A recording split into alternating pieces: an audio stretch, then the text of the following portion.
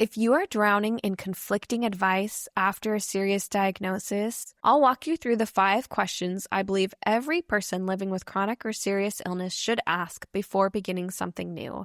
My hope is that this framework will help you feel less paralyzed by conflicting information and more confident in your ability to make thoughtful decisions for your own body and healing journey. One of the hardest parts of receiving a serious diagnosis is trying to figure out what to do next. Within days, and sometimes within hours, you can find yourself drowning in information. Suddenly, every decision feels enormous because it can feel as though your survival depends on getting every decision exactly right. Should you eliminate sugar, take medicinal mushrooms, try hyperbaric oxygen, begin infrared sauna, change your medication, add new supplements, start meditating, exercise more, exercise less? If you've ever sat in front of your computer with 20 tabs open, feeling more confused than when you began, you are definitely not alone. You are overwhelmed because health information is louder, more available, and more contradictory than it has ever been. And one of the greatest misconceptions in the healing world is that recovery depends on finding the one perfect answer. But after years of working in nutrition and interviewing literally almost 100 experts across many disciplines and studying the experiences of people who have recovered against extraordinary odds, I have come to believe that healing is rarely built on one perfect decision.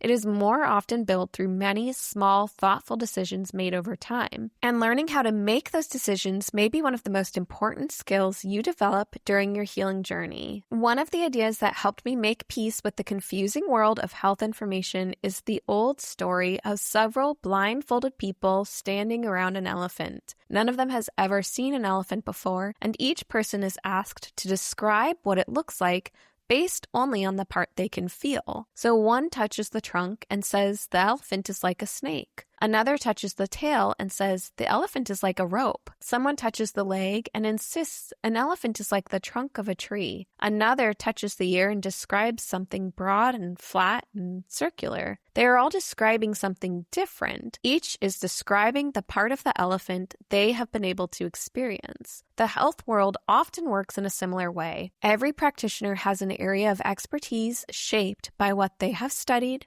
the patients they have treated, the outcomes they have witnessed, and their own personal strengths and weaknesses. An oncologist sees illness through the lens of treatments, a nutritionist looks for nutritional contributors, a therapist recognizes unresolved grief, fear, or trauma, and functional and integrative practitioners focus more heavily on lifestyle, environmental exposures, metabolic health, and the relationships between different systems in the body. Each of those perspectives is valuable, but each one is still only that. A perspective. The same thing happens when someone heals using a particular approach. A person may dramatically improve their health after becoming vegan, following a ketogenic or carnivore diet, taking a specific group of supplements, beginning meditation, or changing some other major part of their life. Understandably, they become deeply convinced that that protocol was the answer, and for them it may have been.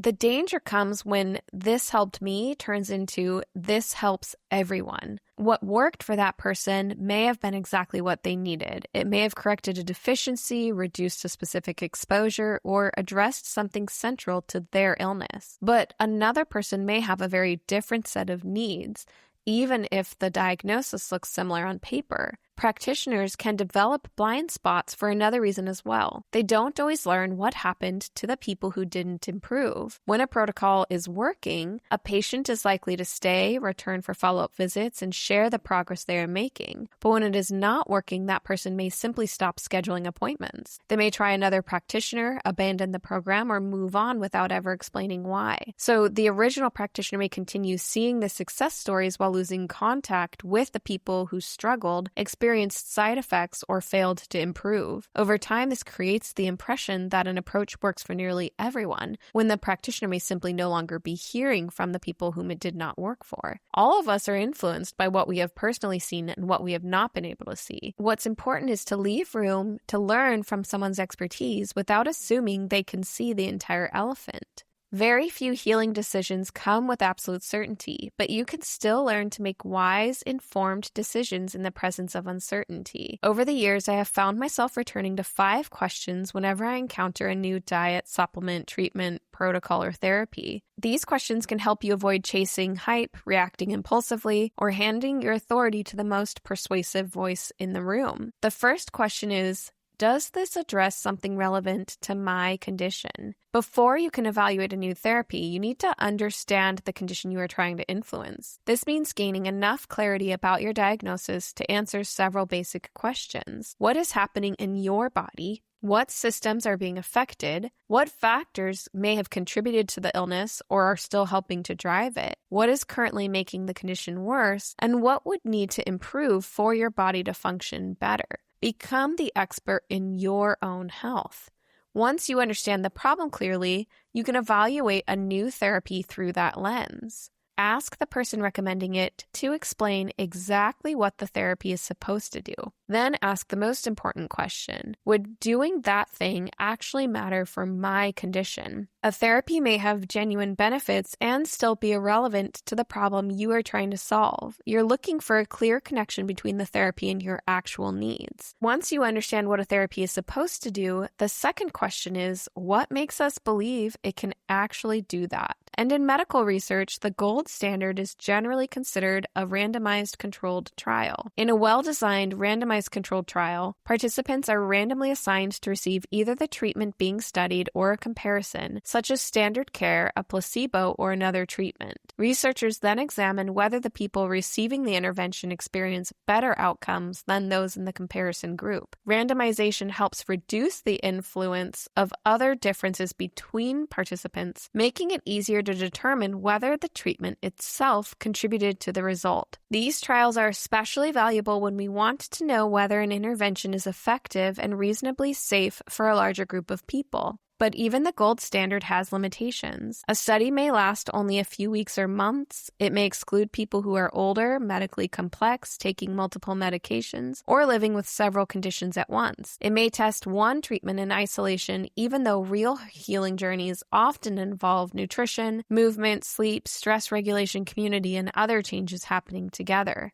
A clinical trial can tell us what happened on average within the group that was studied. It cannot guarantee what will happen in your individual body. There are also observational studies in which researchers watch what happens in people's real lives without assigning them to a particular treatment. These studies can include much larger groups and reveal important connections between habits, exposures, treatments, and health outcomes. Their weakness is that they cannot always prove what caused what. People who follow a particular diet or lifestyle, for example, may differ from other people in several other important ways. Laboratory and animal studies can help researchers understand mechanisms. They may show how a substance affects a cell, a pathway, a tumor, or an animal model. This can offer important clues about how a therapy might work, but a result in a petri dish or an animal does not always produce the same effect in a living human being. Then there are case reports and case studies, which examine what happened to a particular person, sometimes in remarkable detail. These cannot tell us how frequently an outcome will occur or whether the same approach will work for everyone, but they reveal something that larger studies often miss: what was happening in an individual person, what they changed, how those changes unfolded over time, and what may deserve closer investigation. Personal testimonies and recovery stories also belong in this conversation. A carefully documented story may not carry the same scientific weight as a controlled trial. That does not make it meaningless. These stories can reveal possibilities that have not yet been studied,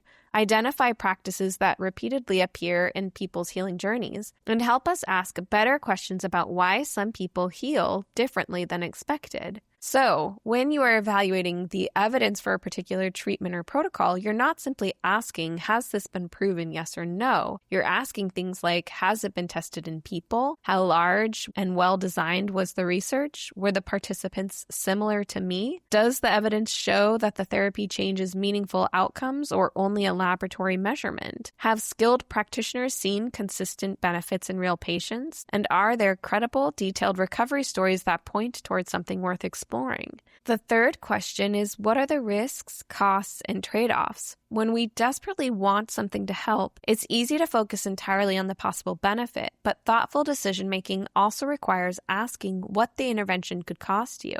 That includes financial cost, but it also includes time, energy, side effects, emotional strain, and the possibility that pursuing one treatment may delay another. Some interventions are relatively low risk for most people. Things like improving sleep, eating more nutrient-dense food, building supportive relationships, gently moving the body when possible, and finding ways to reduce chronic stress are generally supportive foundations. Other interventions may carry far more uncertainty. They may have substantial short-term and long-term side effects. They may require a lot of time or energy to complete. They may interact with other therapies or medications. Or a therapy may require enormous financial sacrifice while offering little reliable evidence of benefit. The existence of risk does not automatically mean you should reject an intervention. It means that the risk should be understood. Good decision-making is not simply asking what might I gain, it's also asking what will this cost me, and am I willing to accept that trade-off? The fourth question is, does this fit my body and my current season of healing? One of the most damaging mistakes in the healing world is assuming that because something helped another person, it should help you in exactly the same way. Healing is not copy and paste. One person may thrive on a whole food plant-based diet, while another feels better and more nourished after eating animal protein. Supplements can be transformative when they correct a real deficiency or support a specific need, but the same supplements may be unnecessary, poorly tolerated, or even interfere with medications in someone else. Even stress management practices are personal. Meditation may calm one person's nervous system, while someone with trauma may initially feel more anxious sitting quietly, and may respond better to walking, prayer, music, time in nature, or working with a skilled therapist. And even an intervention that may be helpful later may be poorly timed right now. The key is to know yourself, your current strength, nutritional status, medications, symptoms, disease stage, digestive capacity, financial resources, stress level, and available support all matter. The question is not merely whether an intervention has helped someone. The question is whether it makes sense for your body in your current circumstances. And the fifth and arguably most important question is, what does my intuition say? Intuition can be difficult to define because it does not always arrive as a fully formed thought or a logical explanation.